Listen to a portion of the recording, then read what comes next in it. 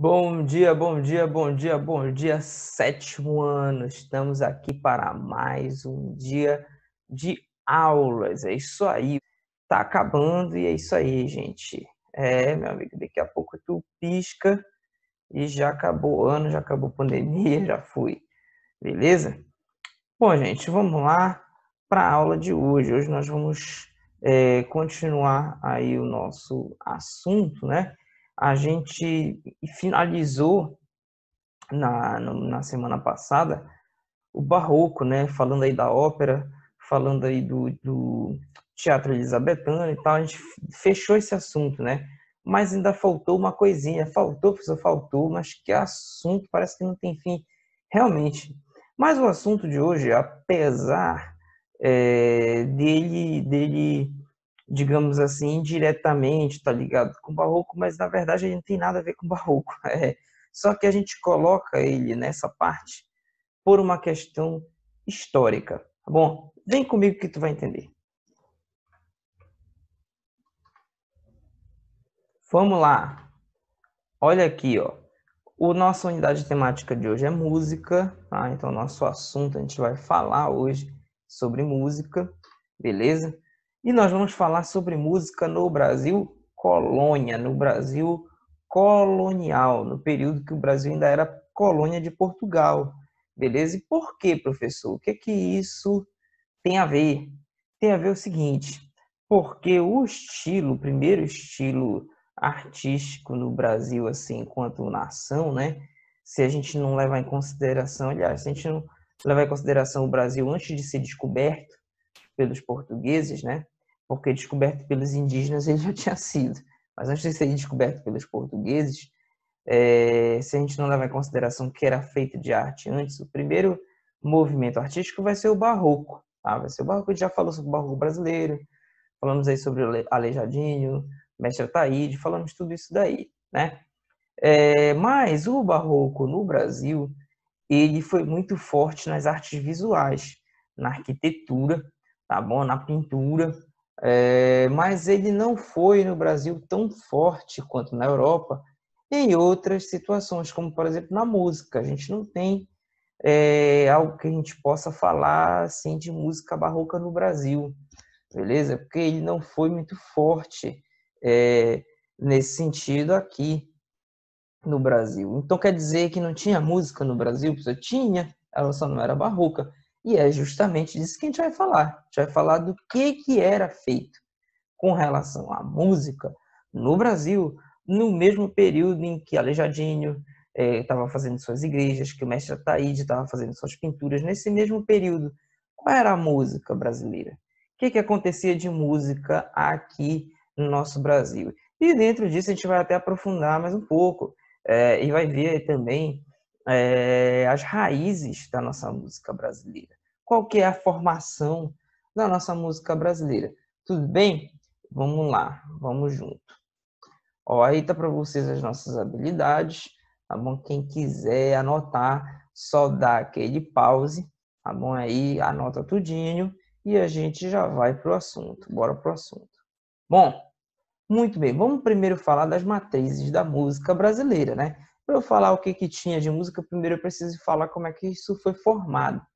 Precisamos falar das matrizes que vão compor a nossa música. Então vamos lá. Primeira, a música indígena, né? Porque eu botei ela por primeiro? Porque o índio já estava aqui. E quando ele estava aqui vivendo, né, a sua vida em paz, ele já tinha sua música. Ele já tinha a sua cultura, as coisas, né, sua religião, enfim, toda a sua carga cultural aí. E aí o que acontece? A música indígena, ela vai ser muito pautada em instrumentos de sopro, como é o caso da flauta, tá? Essa imagem que está bem aqui, deixa eu botar um laser, poder apontar aqui para tu ver melhor. Esse instrumento que está vendo aqui, isso é uma flauta deste tamanho, professor? Pois é, para tu ver, né? Nós ocidentais, né? Enfim, nós viemos muito da cultura dos europeus, né? Aquela flautinha, né? Muitas vezes uma flauta doce, uma flauta transversal, às vezes um flautinho pequeno, pois é. Né? Já que ó, os indígenas brasileiros, olha aqui, ó, já é uma flauta grandona, né? Essa flauta, inclusive, para eles, ela é sagrada, ela tem a ver com o mito, né, deles, tal, com a religião deles, né, e tal. E ela é sagrada e tem todas umas regras e tal, com essa flauta e tudo mais. Só os homens podem tocar essas flautas, né? As mulheres não podem nem ouvir o som da flauta, ok? E tem toda uma coisa mística, espiritual que eles acreditam, né? Que tem a ver aí. Por aí você já vê que vai ser uma música, né? Que ela vai estar ligada à religião, não uma questão apreciativa, como é o nosso caso. A gente vai num show, que a gente vai num teatro, ver uma apresentação de música. Não, não é assim, não é uma questão de, vou aqui ver, não, não é isso. É uma questão religiosa, uma questão que tem a ver com o culto, com o ritual deles. Outra questão também, não é por isso que eles fazem de qualquer jeito, não. Eles têm toda uma situação, assim, uma situação estética, todo um padrão que eles têm que seguir ali na música deles. Por exemplo, geralmente as flautas sagradas, elas são tocadas em dupla. Elas são tocadas em dupla, mas quem está ouvindo, se tu só fechar o olho e ouvir, quem está ouvindo vai pensar que é só uma flauta tocando. Por quê? Porque um dos padrões estéticos deles é esse. Quando um termina uma nota, uma frase musical, uma nota musical, o outro tem que pegar na sequência de forma que quem está ouvindo pareça que é só uma flauta tocando. Para não parecer que são duas flautas tocando. Tem que ficar espaço entre uma nota e outra, mas são duas flautas tocando. Olha, esse é só um dos padrões que eu falei para vocês. Tem muitos. E tem mais outras coisas. Eu já tive a oportunidade de estar diante mesmo de indígenas tocando essas flautas sagradas e tal, tudo mais, e eles têm toda uma coisa. Uma, por exemplo, enquanto não está perfeito, enquanto eles não acham que está perfeito, eles não tocam, meu brother. Não adianta tu pedir, não adianta tu dizer, pelo amor de Deus, toca, eles não tocam. Vocês só tocam se eles acharem que estiver perfeito. Se eles acharem que tem um errinho desse tamanho assim, eles não tocam. Só tocam quando está perfeito. Beleza? Então, tranquilo. Os índios estavam aqui em paz, vivendo sua vida, né? E aí veio quem? Os europeus, os portugueses, né? Vieram para cá e aconteceu tudo aquilo que você já estudou na história. Tá? Mas um detalhe, qual é o detalhe que a gente quer se apegar aqui? Que o europeu trouxe consigo a sua cultura, né? E a sua arte, então a sua música, né? A música, eles trouxeram a música com eles. Mas eu quero salientar a figura dos colonizadores, né? Com certeza, mas também dos jesuítas. Só que os jesuítas, eles eram uma missão católica, tá bom?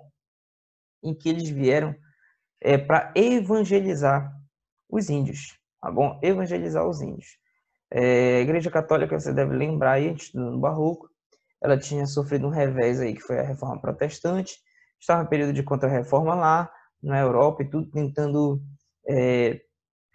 não perder espaço na Europa. Quando eles ficaram sabendo que existia um novo continente, um novo mundo, eles disseram, opa, vamos lá, né? A gente tem que ir lá evangelizar essas pessoas. E aí eles vieram para cá, para o Brasil, né? A visão de evangelizar os indígenas, tá? Por que eu estou destacando isso? Porque nessa missão, o principal aliado deles foi a música. Por que eu estou falando isso? Porque a música, quando o jesuíta chega, o índio ele já está ressabiado com o branco, com o português. Porque primeiro que o português tentou escravizar o índio, não conseguiu. Não conseguiu por quê? Porque ele não aceitou, se embrenhou na mata, o europeu não conhecia a mata, e aí ele já estava ressabiado, né? Já estava ressabiado. Então toda vez que eles viam um europeu branco, né, eles partiam para o ataque, né? E aí, só que acontece o seguinte, teve uma coisa nos jesuítas que chamou a atenção, que é a música, os instrumentos musicais, isso aí, ó, desarmou os indígenas, né? De uma forma que aconteceu o quê? Eles não só aceitaram os jesuítas adentrarem, como eles também se converteram ao cristianismo, começaram a se converter ao cristianismo, se tornaram cristãos, e nesse processo de conversão, começaram a aprender a tocar os instrumentos dos brancos, dos europeus, né, dos portugueses, começaram a aprender a música, certo? Começaram mesmo a dominar até ali, né? Nesse período, você vai ver cenas que para a gente pode parecer até surreais. Quais cenas, professor? Um índio, por exemplo, na sua característica, né, com as suas plumas, né, e tal, tudo mais, com pouca vestimenta ou até nenhuma vestimenta, muitas vezes até nu, um índio no meio da mata, nu, cantando ópera italiana, em latim. Já pensaste? Isso aconteceu, meu amigo. Aconteceu para valer de verdade. Eles aprenderam a cantar ópera, eles aprenderam a tocar os instrumentos, eles aprenderam a executar as músicas dos brancos, aprenderam os hinos católicos, aprenderam tudo, tudo, tudo, tudo. Foi uma verdadeira troca de cultura, né? Depois do choque cultural, em primeiro lugar, né? Que houve, certo? E aí, por que eu estou destacando isso? Porque isso aí já mudou as coisas. A primeira música que tinha aqui, como a gente partiu aqui, era a música indígena. Aí, quando a gente já parte para cá, que o homem branco chega e se mistura, os jesuítas ali com os índios, a coisa já muda. Já muda completamente. A música dos indígenas já é modificada e aí você já tem o começo de alguma coisa, tá? Só que aí vem agora o terceiro elemento para fechar aqui, que é a música africana. Quando o branco percebeu que não ia conseguir escravizar o índio, ele foi atrás de outra mão de obra, foi atrás, né? E ele achou na África, né? Achou na África e lá ele começou a trazer ali os negros da África como escravos para cá, para o Brasil. E, obviamente, eles trouxeram o que consigo? Sua carga cultural, trouxeram também a sua música, né? E aí, o que eles trazem junto com eles? Bom, o que vem de mais forte aí da cultura, vem duas coisas fortes aí da cultura africana para a gente. Uma é o canto africano, a gente vai ter muita influência aí das escalas, da forma de cantar, mas principalmente para nós brasileiros, o batuque. O batuque foi o que mais ficou. Todas as nossas músicas, elas têm um ritmo muito forte, um batuque muito envolvente, né? E aí, meu amigo, tudo isso se misturou, né? Na mistura de todas essas matrizes da música europeia, da música indígena, da música africana, é que vem aí a nossa música brasileira. E o primeiro estilo logo que a gente vem a ter aí é o lundu. O lundu vem a ser um dos primeiros estilos musicais brasileiros, tá? Tem gente que considera ele como um estilo africano, um estilo negro, né? Que foi um dos primeiros a ser, ou o primeiro a ser aceito pelos brancos. A verdade é que ela é uma música e dança afro-brasileira, tá bom? E por que eu destaquei música e dança? Porque essa já vem ser uma característica dos ritmos musicais brasileiros. A sua maioria dos ritmos musicais brasileiros, eles não serão apreciativos, não vão ser para te ouvir, para te ficar ali apreciando, mas esse rapaz toca muito bem, que música bela, que poesia linda. Não, a maioria dos estilos brasileiros, eles vão ser para dançar, vão ser para movimento, para se movimentar. Essa vai ser uma característica nossa, né, do novo mundo, do novo continente, da Latinoamérica.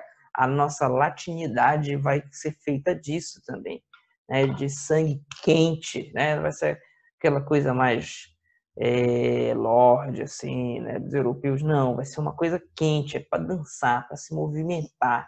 Isso está na gente, sabe, esse movimento, né, essa quentura. E aí o que acontece?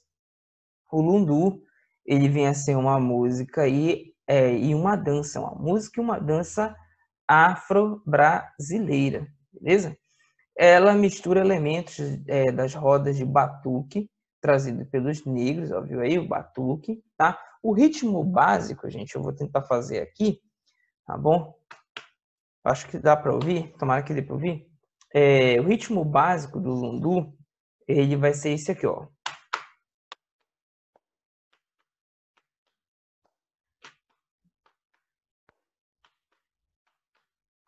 Esse é o ritmo básico do lundu. Tem até músicas populares que usam esse ritmo e tal.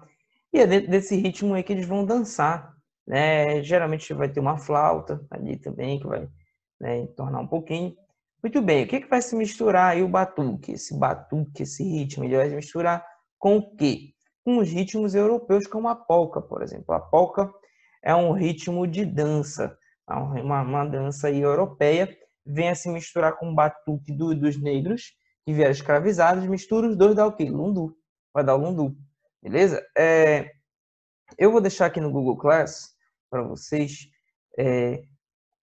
um vídeo mostrando um pouco do Lundu, mostrando para vocês como é o Lundu, e vou botar outro vídeo também mostrando para vocês como é a polca, para vocês verem um pouco a diferença um do outro, ver o que vai ter da polca aí no Lundu, o que não vai ter, vocês vão poder estar dando uma observada aí, beleza? Aqui as rodas, né? Que a gente vai ter uma roda de batuque, nessa imagem estou mostrando para vocês, né? E essa roda de batuque se mistura aí, né? E a gente vai ter, ó, aqui é a polca, essa roda de batuque se mistura aqui, ó, com a polca europeia, vai dar o quê? Vai dar lundu. Tudo bem? Tudo bem. Olha só, o ritmo ele é vibrante, alegre e provocante, tá? Se você for anotar isso, esse provocante, você anota com caneta vermelha. Por quê, professor? Porque esse provocante é o que vai ser mais marcante nesse estilo. Ó, ele trata com humor a sensualidade e temas do cotidiano dos senhores escravizados e das sinhás, tá bom? Pensa aí contigo, né? Se até hoje, quando a gente fala de sensualidade, da polêmica, tu imagina nessa época aí, século XIX. Então, nem preciso dizer, né? Olha aí, no fim do século XIX, ele foi considerado indecente. E em alguns locais do Brasil ele chegou a ser proibido. Eu mesmo já peguei um artigo, né, dessa época, do século XIX, que o autor dizia que o Lundu era a maior demonstração da selvageria, tá, do negro brasileiro. Foi isso mesmo que ele falou, que o Lundu era a maior demonstração da selvageria do negro brasileiro. Tudo isso por quê? Por causa da sensualidade. Isso causava uma polêmica tremenda, mas também havia aí aquela frase, né? Qual frase, professor? Enfim, hipocrisia, né? Por quê? Porque tinha muitas senhoras, muitos senhores, donos de escravos, né? Que quando batia a noite, na escuridão da noite, eles iam para a senzala dançar lundu também. Eles criticavam, mas eles gostavam, entendeu? Então, enfim, né? Hipocrisia. Então havia muito disso aí, tá bom? Bom, ele serviu de base para o machixe e para o samba. O lundu foi a base desses dois estilos. No Pará, aqui no nosso Pará, o lundu também foi a base para o carimbó. Tá? O carimbó ele tem um pé no lundu, o ritmo até lembra um pouquinho, a dança é um pouco parecida do carimbó com o lundu. Tá? O carimbó é muito menos sensual do que o lundu, tá bom? Mas eles vão ter essa conversa também. Né? Então, no resto no Rio de Janeiro, por exemplo, o lundu ele serviu de base para o machixe e para o samba, mas aqui no Pará foi para o carimbó, tá bom? Olha aí, aqui as pessoas que dançam machixe, né? Naquela época, né? Era esse tipo de roupa que eles usavam. Hoje em dia o machixe ainda existe, tem até festival de machixe, mas a roupa não é mais esse tipo que se usa, né? Aqui é o samba, né? Exemplificando aí, mostrando para vocês aí. Nessa imagem, inclusive, que eu peguei, tá muito mais aí por um samba de gafieira, tá bom? É um desenho. É um desenho, mas estamos falando aí de samba de gafieira, beleza? Bora para frente. E aqui, gente, a gente vai falar daquele que foi o estilo que mais representou o século XIX brasileiro. É a modinha. Professor, o que é modinha? É aquele pessoal que só porque o Flamengo perdeu aqueles 2 jogos parou de torcer pro Flamengo? É aquele pessoal que só porque o Neymar desinvestiu a ganhar na Champions, agora todo mundo torce pro Neymar? Não, modinha não é isso. Modinha vai ser isso aqui, ó. Ela surgiu no Brasil no século XVII, tá? É uma composição suave, romântica e chorosa, tudo bem? Ela foi denominada modinha por causa da moda portuguesa. Na verdade, quem deu essa denominação foram os portugueses. Eles já tinham a moda deles lá, e aí quando o nosso estilo musical foi surgindo, eles chamaram de modinha. A modinha ela vai ser um estilo de canção. Só que o que é o estilo de canção? Canção é toda música que ela vai ser cantada com palavras, certo? Ser cantada com palavras e acompanhada por instrumento harmônico. Na Europa, geralmente esse instrumento harmônico era o piano. O piano acompanhava as canções europeias. Vamos estilos de canções da Europa. Estilos de canções da Europa. Português, por exemplo, tem o fado, a própria moda portuguesa. Mas nós vamos ter na Europa o que mais se difundiu foi o lied, chamado de lied. Era o que eles mais gostavam de canção, era o lied. Aqui do Brasil era a modinha, tá? E aí quando o nosso estilo de canção foi crescendo, foi ganhando notoriedade, inclusive na Europa, tá? Tem autores que afirmam que Beethoven chegou a harmonizar algumas modinhas, tá? Então, para você ver tamanha repercussão que a modinha ela teve na Europa. Professor, chegou a ser assim um estouro, foi um estrondo de famoso e tudo mais? Não chegou a ser como o lead europeu, não, nem perto. Mas ganhou-se uma notoriedade, teve-se uma notoriedade ali, beleza? Isso muito por causa do Domingos Caldas Barbosa, que vem a ser aí o principal autor nosso de modinhas. Ele é um mulato, tá bom? É brasileiro, e ele vai aí sair do Brasil para despontar aí a modinha na Europa, e consegue muito êxito no que ele fez lá na Europa com relação à modinha. Tranquilo, gente? É isso aí. Essa foi a nossa aula de hoje, tá bom? Um abraço para todo mundo, saúde. Fiquem todos em paz, fiquem todos com Deus.